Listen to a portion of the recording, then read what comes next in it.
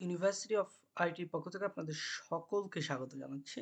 যারা আজকের আমাদের এই ভিডিওটি দেখছেন, আপনারা খুব ভালোভাবে জানতে পারবেন যে কিভাবে আপনি একটি সিনজেন কান্ট্রি ভিসা অ্যাপ্লিকেশন করতে পারেন। সো যারা এই ভিডিওটি দেখছেন অবশ্যই এই ইউটিউব চ্যানেলটা সাবস্ক্রাইব করে দিবেন এবং ভিডিওটি শেয়ার করবেন। একই সাথে আপনাদের যদি কোনো হেল্প লাগে, ডেসক্রিপশনে আমাদের একটি পেজের লিঙ্ক দেওয়া আছে, আপনারা সেখানে মেসেজ দিতে পারেন। সো কথা আমরা না বাড়াই, চলুন শুরু করে দিই। প্রথমে আপনাকে যেটা করতে হবে, আপনাকে আপনার একটি সারনেম লিখতে হবে, অর্থাৎ আপনি আপনার পাসপোর্টে যদি যান তাহলে আপনার পাসপোর্টের দুটি অংশ দেখতে পারবেন। একটি হলো আপনার লাস্ট নেম আর একটি হলো ফার্স্ট নেম। সো লাস্ট নেমটাকে আমরা সারনেম বলছি। সেভ এক্সাম্পল, আপনার সারনেম আহমেদ, আপনি আপনার সারনেমটা লিখবেন, যেভাবে আপনার পাসপোর্ট আছে সেমভাবে লিখতে হবে। নাম্বার টু, সারনেম একটা বার্থ, এটা আপনার প্রয়োজন হচ্ছে না, বিকজ আমাদের দেশে সাধারণত নাম দুটি ফরম্যাট হয়, ফার্স্ট নেম এবং লাস্ট নেম, অর্থাৎ সারনেম এবং ফার্স্ট নেম। সো এরপরে আপনাকে যেটা করতে হবে, আপনার এখানে আপনার ফার্স্ট নেম দিবেন। সো আপনার ফার্স্ট নেম যেটা সেটা আপনি দিবেন। সেভ এক্সাম্পল আমি দিচ্ছি এই ফার্স্ট নেমটি এক্সাম্পল। সো আপনি আপনার মতো এটি দিবেন যেটি আপনার এই জায়গাটাতে নেম। আমরা একটু যদি নিচের দিকে আসি, আপনাকে এখানে যেটা করতে হবে, আপনার ডেট অফ বার্থ দিতে হবে, ঠিক যেভাবে আপনার পাসপোর্টে আছে। প্রথমে আপনি দিবেন ডেটটা। সেভ এক্সাম্পল আমি দিলাম ডেটটা 11 তারিখ এবং আমি মাস দিলাম 11 এবং আপনি আপনার যে ইয়ার সেটা দিলেন। আমি দিলাম এটা, এরকম একটা যে কোনো একটা আপনি দিবেন। প্লেস অফ বার্থ, আপনি কোথায় জন্মগ্রহণ করেছেন সেটা। সেভ এক্সাম্পল আপনি জন্মগ্রহণ করেছেন ঢাকা, অথবা আপনার যেটা সেটা আপনি দিবেন। আপনার ইচ্ছা মতো এটা আপনি দিবেন, অর্থাৎ আপনার পাসপোর্টে এই ইনফরমেশনটি আছে। প্লেস অফ বার্থ, আপনি সেই প্লেস অফ বার্থ দিবেন।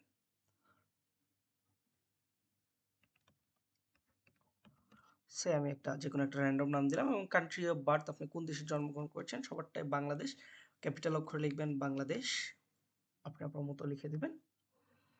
এরপর আসেন কারেন্ট ন্যাশনালিটি, আপনার কারেন্ট ন্যাশনালিটি বাংলাদেশি, সে আপনি এখানে বাংলাদেশি দিবেন, সেম জিনিস দিবেন।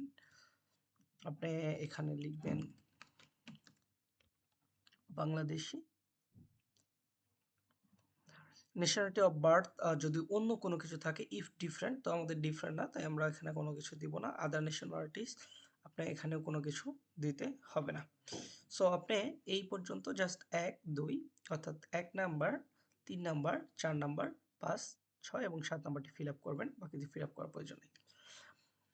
এরপর আসেন, আপনাকে এখানে করতে হবে ডেট অফ অ্যাপ্লিকেশন, আপনি কবে অ্যাপ্লিকেশন করছেন এটা হাতে লিখে দিবেন। অ্যাপ্লিকেশন নাম্বার, এটা আপনার যদি আপনি বুকিং করে থাকেন তাহলে সেটা আপনাকে দিতে হবে।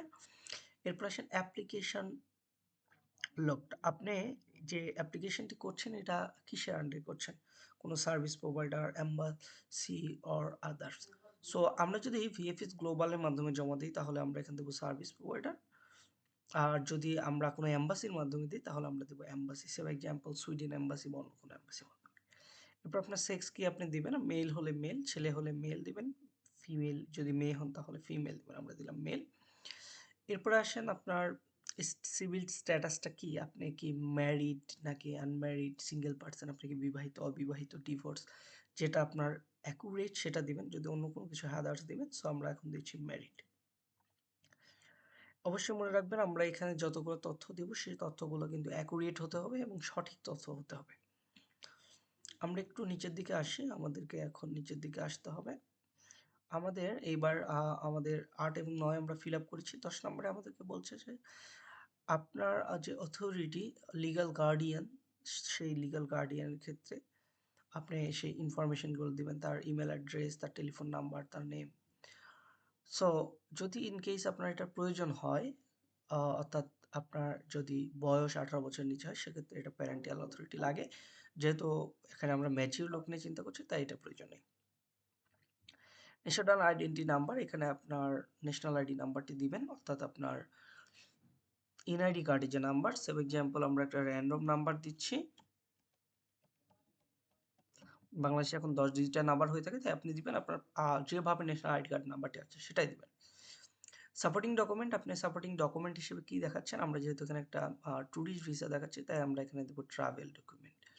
সো আমরা এখান থেকে ট্রাভেল ডকুমেন্ট এটাতে টিক করে দিব। এরপরে আসেন টাইপ অফ ট্রাভেল ডকুমেন্ট। আপনার যে ট্রাভেল করছেন কি টাইপের ডকুমেন্ট? আমাদের পাসপোর্টটা অর্ডিনারি, অবশ্যই অর্ডিনারি দিবেন, অন্য কোনোটাতে ক্লিক করার প্রয়োজন নেই। নাম্বার অফ ট্রাভেল ডকুমেন্ট, আপনি কয়টা ট্রাভেল ডকুমেন্টে অ্যাটাস্টেড করছেন সেখানে আপনি সেই নাম্বারটি লিখবেন। ধরুন আমরা একটি করছি, 1 লিখে দিব। ডেট অফ ইস্যু, আমার পাসপোর্ট কবে ইস্যু হয়েছে সেটা আপনি লিখবেন। আপনি ফরম্যাটটা ফলো করবেন। প্রথমে ডেট, ফর এক্সাম্পল ধরুন 01 5, অর্থাৎ 1 তারিখ 5 মাস, এবং আমি দিলাম 2024। এটা থেকে আনটিল ভ্যালিড কবে এটা শেষ হবে, আমি ধরুন দিলাম 02/5/2033। আপনারটাতে পাসপোর্টে অ্যাকুরেট যেটা আছে সেটা আপনি দিবেন। ইস্যুড বাই কান্ট্রি, কোন দেশ থেকে এটা করেছেন, অবশ্যই আপনি আপনার কান্ট্রির ফুল নেম লিখবেন, এবং এটা অবশ্যই কিন্তু আপনাকে এইভাবে লিখতে হবে ক্যাপিটাল ফরম্যাটে। এবার আসেন, যদি বলেছে যে আপনার কোনো ফ্যামিলি মেম্বার যদি ইউই এর কোনো সিটিজেন হয়, ইউকে এর সিটিজেন হয়, তাহলে আপনাকে তার ইনফরমেশন দিতে হবে। সো আমাদের ক্ষেত্রে নেই, তাই এটা দিতে হবে না। ফ্যামিলি রিলেশনশিপ, যদি এমন কেউ আপনার থাকে, তার সাথে আপনার সম্পর্ক কি, সে আপনার পাউস নাকি আপনার চিলড্রেন, আপনি যেটা সেটা এখানে দিবেন।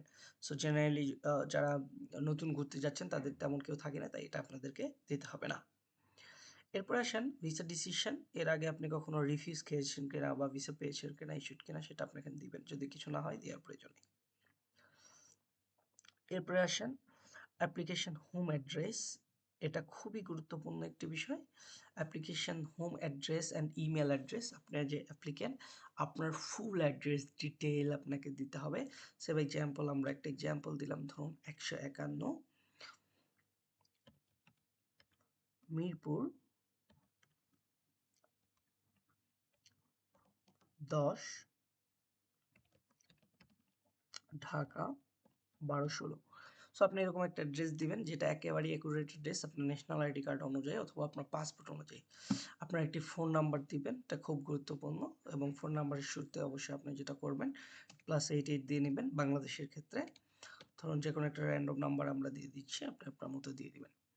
নাম্বার অফ এন্ট্রি, আপনি কি সিঙ্গেল এন্ট্রি করছেন, ডাবল এন্ট্রি আর মাল্টি এন্ট্রি? যদি সিঙ্গেল এন্ট্রি হয় এই একে ক্লিক করবেন, যদি ডাবল হয় এখানে ক্লিক করবেন, মাল্টি হলে এখানে ক্লিক করবেন, দ্যাটস ইট।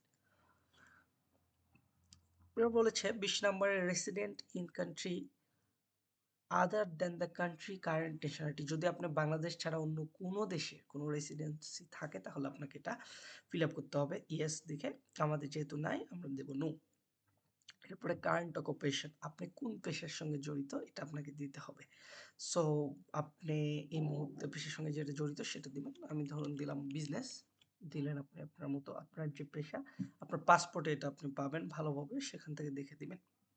আপনি যদি এমপ্লয়ার হন বা এমপ্লয়িজ হন তাহলে সেটার অ্যাড্রেস দিতে হবে। স্টুডেন্টদের ক্ষেত্রে আপনার সেই ইনস্টিটিউটের নাম দিতে হবে। সো ধরুন আমি যে অর্গানাইজেশনে কাজ করি সেই অর্গানাইজেশনের নাম আপনাকে দিতে হবে। ধরুন কাজ করি আমি ঢাকা মেট্রো ডিপি। সো আপনার যেটা সেটা অবশ্যই আপনি দিবেন এখানে, ইনক্লুডিং এটার ফোন নাম্বারটাও দিবেন, বিকজ এটা খুব গুরুত্বপূর্ণ। এটা ওরা চাইলে এটার জন্য এটা কল করতে পারে। জেনারেলি কল করে না, বাট যদি করে সেক্ষেত্রে আপনি যেন এটা দিতে পারেন। পারপাস অফ জার্নি, আপনি কেন জার্নি করতে যাচ্ছেন, ট্যুরিস্ট, আপনি ট্যুরিস্ট হিসেবে যাচ্ছেন তাই এখানে ট্যুরিস্ট দিচ্ছেন। যদি আপনার একটা অন্য কোনো রিজন হয়, ধরুন official visit, business visit, for family friends ইত্যাদি হলে আপনাকে কিন্তু সেটাই দিতে হবে। Additional information, purpose of stay, আপনি ওখানে কেন যাচ্ছেন সেটা আপনি লিখে দিবেন। সো এখানে একটা বিষয় মনে রাখবেন, এখানে আপনি একটা কাজ করতে হবে। আপনি এখানে জাস্ট এক লাইন লিখবেন না, লাইক যে ফর ফর ভিজিট, নো, আপনি লিখবেন say by example for visit the amazing places in Italy, এবং এর সঙ্গে আপনি আরও অন্যান্য সিটি টিটি এগুলো অ্যাড করে দিবেন, যেন খুব সহজে আপনাকে বুঝতে পারে যে আপনি একজন রিয়েল একজন candidate. Member state main destination, আপনি যেখানে যাচ্ছেন সেখানে মেইন ডেস্টিনেশন কোনটা। এখানে একটা ব্যাপার আছে, সেটা হলো যে আপনি যখনই সেনজেন কান্ট্রির জন্য আবেদন করছেন, সেনজেনে বেশ কয়েকটা দেশ আছে, সো আপনি হয়তো বিভিন্ন দেশে যেতে পারেন সেনজেনের, তো প্রথম কোন দেশে যাবেন? সো আমরা সেভ এক্সাম্পল ধরুন আমরা দিলাম যে আমরা প্রথমে ইতালিতে যাব, হ্যাঁ? এবং পরবর্তীতে আপনি আদার্স যে ডেস্টিনেশনে যাবেন সেগুলো আপনি দিবেন। সেভ এক্সাম্পল আপনি চাইলে পরে যাবেন ফ্রান্সে, ফ্রান্সে যাবেন, এরপরে অন্য কোনো একটা কান্ট্রিতে যাবেন। ধরুন আপনি যাবেন লাতভিয়াতে। আপনি যে কান্ট্রিগুলোতে যাবেন সেগুলো দিবেন। এবার বলেছে member state of first entry. আপনি ফার্স্ট এন্ট্রি যাচ্ছেন, এখানে আহ, তার মেম্বার কত? আপনি 1, একটার ক্ষেত্রে একটা দেশে আমরা একটা প্লেস যাচ্ছি তাই। নাম্বার অফ এন্টিটিস রিকোয়েস্টেড, আপনি সেই জায়গাটাতে কতবার যেতে চান? আপনি কি শুধু সেখানে যাবেন, গিয়ে অন্য কান্ট্রিতে মুভ করবেন, সেখান থেকে ব্যাক করবেন, অথবা সেখানে আবার এগেইন ফেরত আসবেন? জেনারেলি আমরা ফেরত আসবো না, তার জন্য দেবো সিঙ্গেল। যদি আপনি ওটাতে আবার ফেরত আসতে হয় তাহলে আপনি দিবেন 2 এন্ট্রিস। যদি অনেকবার ওখানে আবার ফেরত আসতে হয় তাহলে মাল্টি এন্ট্রিস। সো আমরা আপাতত সিঙ্গেল দিচ্ছি যে আমরা শুধু একবার যাবো ইতালিতে, সেখান থেকে ফ্রান্সে যাবো, সেখান থেকে লাতভিয়াতে যাবো। ওকে, এরপরে বলেছে date of arrival first stage engine area. আপনি প্রথম যে ইঞ্জিন এরিয়াতে যাবেন তার প্রথম ডেটটা কবে? আমরা ধরুন দিলাম 15 তারিখ 1 মাস 2025, এই তারিখে আমরা যাব। বলছে যে intended date of departure from Schengen area after the first intended stay. আপনার প্রথম যে জায়গাটা থেকে যাবেন এরপরে আপনি সেনজেন এরিয়া থেকে কবে আবার ব্যাক করবেন সেটা আপনাকে দিতে হবে। আমরা দিলাম যে 25/01/2025, এই তারিখে আমরা ওখান থেকে ব্যাক করবো। এবং বলছে fingerprint collected previously the purpose applying Shenzhen visa. আপনি কি ইতিপূর্বে ফিঙ্গারপ্রিন্ট কালেক্ট করেছিলেন কি না? যদি করে থাকেন তাহলে ইয়েস দিবেন, যদি করে থাকেন নো দিবেন। না করে থাকলে ইয়েস যদি দেন তাহলে আপনাকে কিন্তু সেই ডেটটা দিতে হবে কবে করেছিলেন। 10 বছরের মধ্যে একবার দিতে হয়, তো আমরা এখান থেকে নো দিলাম, আমরা করিনি, করব। এরপর বলেছে entry permit for final country destination issue. ভাই আপনি সবশেষ কোন দেশে যাবেন সেই দেশটা আপনি, আমরা এখানে দিয়েছিলাম লাতভিয়া। লাতভিয়া আপনি দিবেন ভ্যালিড ফ্রম কত থেকে কত তারিখ পর্যন্ত। সো আমরা দিলাম আমরা লাতভিয়াতে যাব 25 তারিখে, এবং এখান থেকে আমরা চলে আসব ধরুন 17 তারিখে, 17 মার্চ 2025-এ। ঠিক আছে, এখানে আপনি দিবেন। এবার যদি আপনাকে কেউ ইনভাইট করে তাহলে আপনি সেই ইনভাইটেশন পার্সনের নাম লিখবেন এখানে, এবং যদি কেউ না করে তাহলে যে হোটেলে থাকবেন নাম লিখবেন। এটা অবশ্যই ম্যান্ডেটরি, সঠিক ইনফরমেশন দেবেন। আমি দিলাম ধরুন royal hotel, royal hotel Italy, full অ্যাড্রেসটা দিতে হবে। সো আপনি এখানে ফুল অ্যাড্রেসটা দিবেন। আমি দিলাম 78/A state for royal hotel Italy. Fine, আপনি আপনার মতো দিবেন, এটা হোটেলের ইনফরমেশন নেবেন। ওকে, অ্যাড্রেসেস এবং আপনার সেই অ্যাড্রেস দিতে হবে এবং ইনভাইটেড পার্সনের সেই হোটেলের ইনফরমেশনগুলো। সো আপনাকে এখানেও সেই তথ্যগুলো কিন্তু সঠিকভাবে দিতে হবে, ঠিক আছে? ম্যান্ডেটরি, আপনি এখানেও সেই সঠিক তথ্যগুলো দিবেন। আমি সেম তথ্য দিচ্ছি অ্যাজ পার, আমরা ভিডিওটাকে বড় করব না। আমি দিলাম সেম, আপনাকে এখানে লিখতে হবে এটাই, এই আপনাকে এই সেম জিনিসটা লিখতে হবে, তার টেলিফোন নাম্বারটা লিখতে হবে, অবশ্যই কান্ট্রি কোডটা দিবেন এবং আপনি এখানে টেলিফোন দেবেন। Name of address inviting company organisation, যদি কোনো কোম্পানি অথবা অর্গানাইজেশন আপনাকে ইনভাইট করে সেটার নাম লিখতে হবে। আপনাকে তার ফুল অ্যাড্রেস এবং নেম লিখতে হবে সেই অর্গানাইজেশন পার্সনের, যদি থাকে। যদি না থাকে সেটা প্রয়োজন নেই। এরপর আসুন 32 নম্বরে, cost travel living during this applicant stay in coverage. So আপনি এখানে যে যাচ্ছেন আপনার এই টাকা পয়সা কে দিবে? যদি আপনি নিজে হন তাহলে দিবেন সেলফ, হিমসেলফ। যদি আপনাকে অন্য কেউ দিয়ে থাকে, আপনার কোনো স্পন্সর থাকে, কোনো কোম্পানি, হোস্টেল, ব্যক্তি, সেটা আপনি এখান থেকে দিবেন। সো আমাদের ক্ষেত্রে কেউ নেই, নিজে যাচ্ছি সেই জন্য বলছে আপনার যে যাচ্ছেন সাপোর্ট কিসে নিচ্ছেন, তো ক্যাশে নিচ্ছেন আপনি, হ্যাঁ? এবং আপনার কাছে ক্রেডিট কার্ড আছে, সাধারণত মানুষের কাছে ক্রেডিট কার্ড থাকে এবং ক্যাশ থাকে, এই দুটো আপনি দিবেন। ওকে, সো এই পর্যন্ত মোটামুটি যদি আপনি শেষ করেন, এরপরে অল্প কিছু information, surname and first name the person finding application form if different from applicant. যদি আপনি ছাড়া অন্য কেউ অ্যাপ্লিকেশন ফর্মটি ফিল আপ করে তার ইনফরমেশন দিতে, নো আমরা নিজেরা করেছি তাই এখানে প্রয়োজন নেই।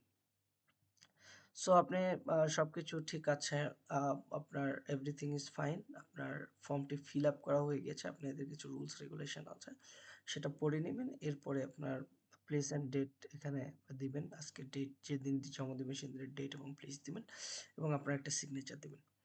All good. আপনি এই কাজটি করার পরে অবশ্যই এই পুরা ফর্মটা আবারও কিন্তু রিচেক করবেন, বারবার রিচেক করার পরে আপনি এখান থেকে এটাকে ডাউনলোড করে নেবেন। That's it. আপনি ডাউনলোড করে নিলেই কিন্তু কাজ হয়ে গেল। আপনার নির্দিষ্ট যে এম্বাসিতে জমা দিতে চান সেই এম্বাসিতে যাবেন এবং এটা জমা দিবেন। আশা করছি যে তাতে আপনাদের ভিসা হওয়ার সম্ভাবনা অনেক বেশি। সবকিছু ঠিকঠাকভাবে যদি দেন এবং নিজে দেন, যদি অন্য কারোর মাধ্যমে দেন নিজে চেক করে নিবেন। এছাড়াও যদি আপনাদের হেল্প প্রয়োজন হয়, যে আপনার মনে হচ্ছে যে আপনারা নিজে ফর্মটি ফিল আপ করতে পারছেন না, কোনো হেল্প প্রয়োজন, তাহলে ডেসক্রিপশনে দেওয়া যে পেজ আছে ওইখানে কিন্তু আমাদের সঙ্গে যোগাযোগ করতে পারেন। ধন্যবাদ সকলকে। অবশ্যই এই ভিডিওটি ভালো লাগলে একটি কমেন্ট করবেন, ভিডিওটি শেয়ার করবেন এবং ইউটিউব চ্যানেলটি সাবস্ক্রাইব করবেন। ধন্যবাদ সকলকে, ভালো থাকবেন।